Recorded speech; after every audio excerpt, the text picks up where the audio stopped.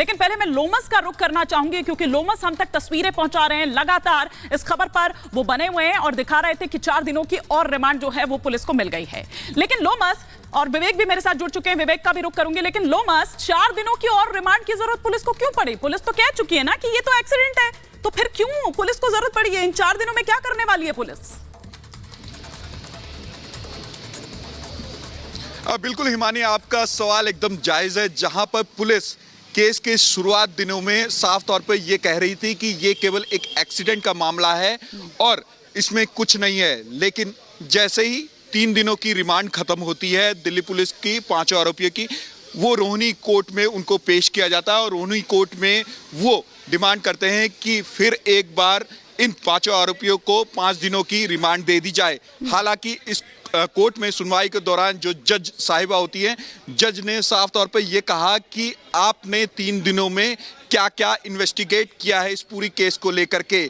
ये अपनी जमीन पर नर्सरी बना के सिर्फ झाड़ बेचकर साल में 2 करोड़ कमाते हैं। उनके सीक्रेट्स को सीखना चाहते हैं तो फ्रीडम ऐप को अभी डाउनलोड करें।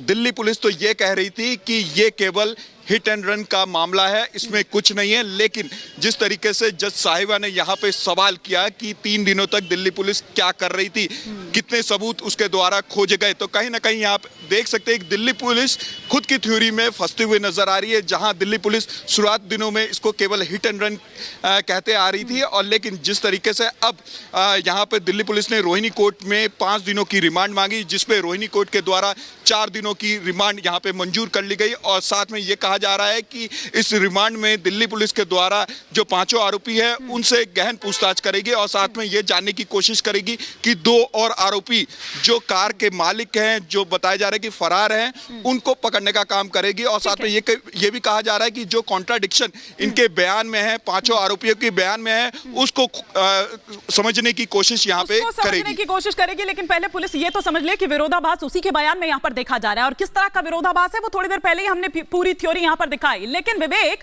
वहां भी हम देख रहे हैं कि एक अलग ही ड्रामा जो है वो वहां पर देखा जा रहा है। सुल्तानपुरी थाने में आप इस वक्त हैं, वो निधि जो वहां पर है उसका किस तरह से विरोध वहां पर होने लगा है। विरोध तो हालांकि पहले से ही हो रहा है, लेकिन अब तो यह भी कहा जा रहा है कि निधि धमकी भी दे रही है पड़ोसियों को।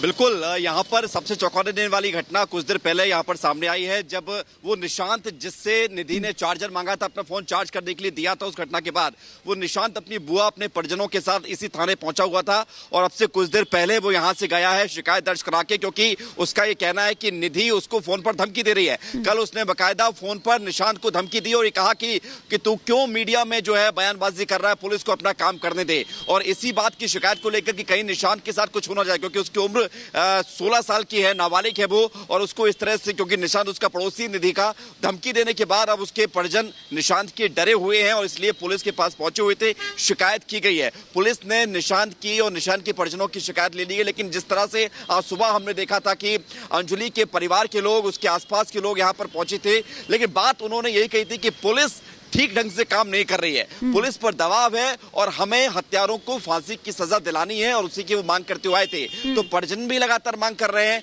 और निशांत जो उसका पड़ोसी है, निधि ने उसको धमकी दी है, ये भी मामला नया सामने आया है। तो ये कहीं ना कहीं पुलिस के लिए, जिस एक्सीडेंटल थ्योरी को पुलिस ने शुरुआत में बताया, वो अब इतना आसान रह नहीं गया है। अब पुलिस ने 4 दिन की रिमांड और ले ली है, 4 दिन की रिमांड और ले ली है। लेकिन सवाल तो ये है कि जब आप खुद ही कह चुके हैं कि ये महज एक हादसा है, शुरुआत से आप कह रहे हैं कि हिट एंड रन है, आज फिर आप उस बातों को दोहराते हैं। नया कुछ नहीं था आज पुलिस की प्रेस कॉन्फ्रेंस में, सिर्फ ये कि 5 नहीं बल्कि 7 आरोपी थे। लोमस और विवेक, फिलहाल शुक्रिया। ये अपनी जमीन पर नर्सरी बना के सिर्फ झाड़ बेचकर साल में 2 करोड़ कमाते हैं।